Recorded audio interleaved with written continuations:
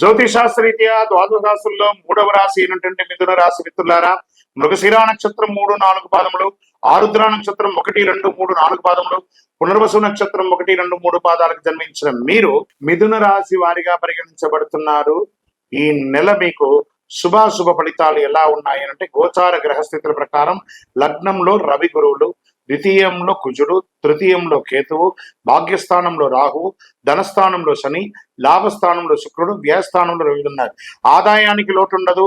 ఆర్థిక పరంగా ఏ ప్రయత్నం తలపెట్టినా విజయవంతం అవుతుంది. మంచి పరిచయాలు, సమాజంలో ఉన్నత స్థితిలో ఉన్న వాళ్ళ పరిచయాలు ఏర్పడతాయి. ఆర్థిక సమస్యల నుండి చాలా వరకు విముక్తి పొందుతారు. అనవసరపు ఖర్చులన్నీ బాగా తగ్గిపోతుంది. వృత్తి వ్యాపారాలలో అద్భుతంగా ఉంటుంది. మీ డెట్స్ అంతా తొలగిపోయి పాత సామగ్రిలన్నీ చక్కగా అమ్ముడిపోయి చాలా అవకాశాలు ఉన్నాయి. నూతన వ్యాపారానికి కూడా అవకాశాలు ఉన్నాయి. Expansion of your business franchise మోడల్లో మీరు ముందుకు తీసుకెళ్లొచ్చు. ఉద్యోగంలో ఒత్తిడులు తగ్గుతాయి, ఉపశమనం ఉంటుంది. మీ పై అధికారుల నుంచి మీకు ప్రశంసలు వచ్చే అవకాశాలు ఉన్నాయి. సహ ఉద్యోగుల నుంచి మీకు బాగా సహకరిస్తారు. ఉద్యోగం కోసం పోటీ పరీక్షలు రాసే నిరుద్యోగులకి ఇది ఒక మంచి సమయం అని చెప్పొచ్చు. ప్రయత్నాలన్నీ కూడా విజయం అవుతాయి. వ్యాపారాలు మంచి లాభాల బాటలో పడుతుంది. ముఖ్యమైన డాక్యుమెంట్ విషయాల్లో, సంతకాల విషయంలో చాలా జాగ్రత్తగా ఉండండి. కోర్టు కేసుల ద్వారా చాలా ఇబ్బంది పడుతున్నారు సార్. ఆస్తి పరంగా కానీ, వివాహ పరంగా కానీ, మాట పరంగా కానీ ఏదో ఒక లీగల్ ఇష్యూస్ అనేవి ఉన్నాయి కదా, అవన్నీ కూడా తొలగి కంఫర్ట్ జోన్ లోకి వచ్చేస్తారు. పెళ్లి ప్రయత్నాలని కూడా ఒక కొలికి వస్తాయి. స్త్రీ పురుషులు ఇరువురికి కూడాను. సొంత ఇల్లు కట్టుకునే వాళ్ళకి, లేదా భూమి కొనాలనుకున్న వాళ్ళకి, గృహప్రవేశం చేసుకునే వాళ్ళకి ఇది ఒక మంచి సమయం అని కూడా చెప్పచ్చు. ఆరోగ్యం బాగుంటుంది, కానీ ద్వితీయార్థంలో అనుకూలంగా ఉండకపోవడం వల్ల వేడికి సంబంధించిన ఆరోగ్య సమస్యలు వచ్చే అవకాశాలు ఉన్నాయి. కంటి సమస్య, రక్తపోటు, రక్త కలుషితం వచ్చే అవకాశాలు ఉన్నాయి. కీళ్ళ నొప్పులు కూడా వచ్చే అవకాశాలు, నరాలకు సంబంధించి కూడా. అంటే ఇది అందరికీ అన్ని వస్తాయని కాదు, వాళ్ళకి సంబంధించింది కొంచెం జాగ్రత్త పడండి. నెల యొక్క 3వ వారంలో ఇవన్నీ కూడా వచ్చే అవకాశాలు ఉన్నాయి.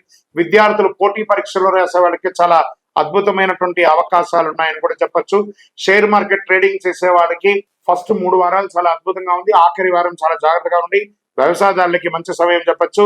మీడియా రంగం వారికి చాలా అనుకూలమైనటువంటి సమయం ఉంది. సాఫ్ట్వేర్ రంగం వారికి మిశ్రమంగా ఉంది. వివాహం కాని వారికి నూతన వివాహం అవకాశాలు ఉన్నాయి. రాజకీయ నాయకుడికి ఇది మంచి సమయం కూడా చెప్పొచ్చు. అదృష్టమైనటువంటి రోజులు జూన్లో 2, 5, 8, 11 అని చెప్పొచ్చు. అదృష్ట సంఖ్యలు 1, 7 అని చెప్పొచ్చు. చంద్రాష్టమం జూన్ నెలలో 14వ తారీఖున 5:38 ఉదయం నుండి 16వ తారీఖున 1:10 మధ్యాహ్నం వరకు చంద్రాష్టమం ఉంటుంది.